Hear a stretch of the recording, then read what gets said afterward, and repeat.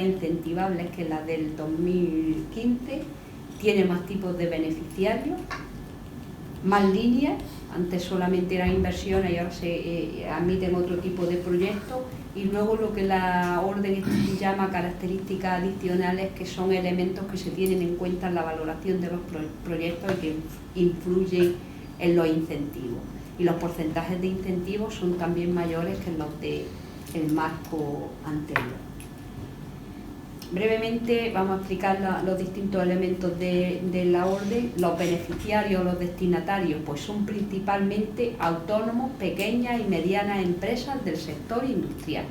Esos tienen ayudas para casi todas las líneas que explicaremos después.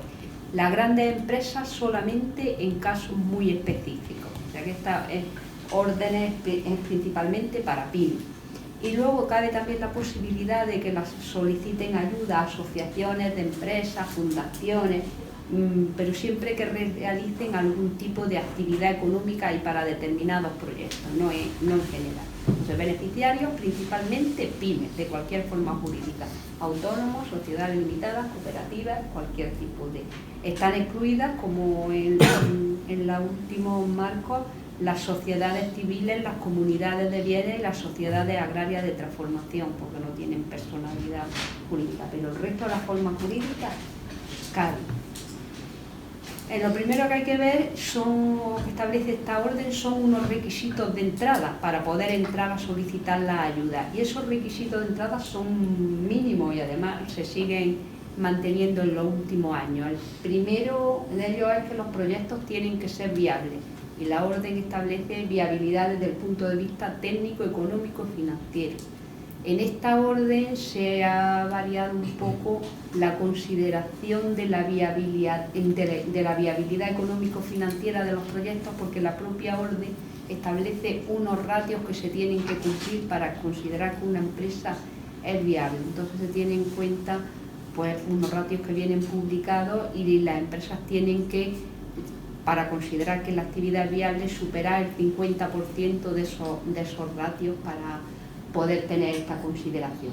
Los proyectos tienen que estar en Andalucía, los proyectos no pueden estar iniciados. Esto, aunque parece obvio, sigue siendo un problema, y venimos de pasar un sofocón esta mañana, Alejandro y yo, con un proyecto muy significativo que se había iniciado antes de la presentación. Eso quiere decir, pues, aunque todos lo sabemos, que no se puede dar ningún anticipo, ningún contrato, aceptar ningún presupuesto antes de solicitar la ayuda, porque si ya hay algún documento que implique que el proyecto se iba a realizar, pues se cae el proyecto completo. No la parte sobre la que haya hecho el anticipo, sino el proyecto completo. Entonces eso es importante. Y luego se tienen que cumplir los criterios de selección de programa operativo FEDER, que bueno, lo único que establece, pues, qué actividades son subvencionables y qué tipos de requisitos se exigen a los beneficiarios. Por ejemplo, una empresa que tenga deudas con las administraciones públicas, pues no puede solicitar la ayuda. Una empresa en crisis no puede solicitar estas ayudas, porque son para proyectos viables, pero es fácil de entrar. Los requisitos de entrada son fáciles, son solamente eso. ¿Qué se incentiva en esta orden? Pues se incentiva casi todo. Hay proyectos en los que se incentivan solamente inversiones, todo. Terreno, urbanización, construcción de naves, compras de naves ya construidas, maquinaria, instalaciones auxiliares, inversiones TIC, casi todo. Hay otros proyectos en los que se incentiva gastos, esos son los proyectos de servicios avanzados, de contratación de profesionales externos para que te realicen algún tipo de trabajo. Ahora vemos cuáles son. Y luego hay una línea mixta de inversiones y gastos para los proyectos TIC. Normalmente los proyectos TIC de incorporación de software y demás llevan parte de inversión y parte adquisición de equipos, adquisición de software, y luego partes de gastos, pues se tiene que hacer adaptaciones específicas para las empresas, ¿vale? Pues son proyectos, unos de inversiones, otros de gastos y otros proyectos mixtos de inversiones y gastos. Y esta orden ha establecido lo que llama líneas y tipos de proyectos, que son las puertas de entrada. Cualquier empresa tiene que entrar por uno de esos 5 grandes grupos.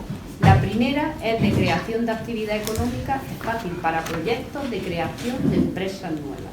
Y entonces ahí se distinguen en función de que se sea emprendedor, personas que acceden por primera vez al mundo empresarial o bien que se ya tiene una empresa que no tenga más de 2 años funcionando, pequeñas empresas, menos de 50 trabajadores, medianas empresas entre 50 y 250 y grandes empresas más de 250 trabajadores. Entonces la puerta de entrada a creación es fácil, en función del tamaño de la empresa, pues ya sabes dónde encajar. Mejora de la competitividad es para las empresas ya existentes que vayan a realizar un proyecto de crecimiento, de ampliación. Pues ahí distingue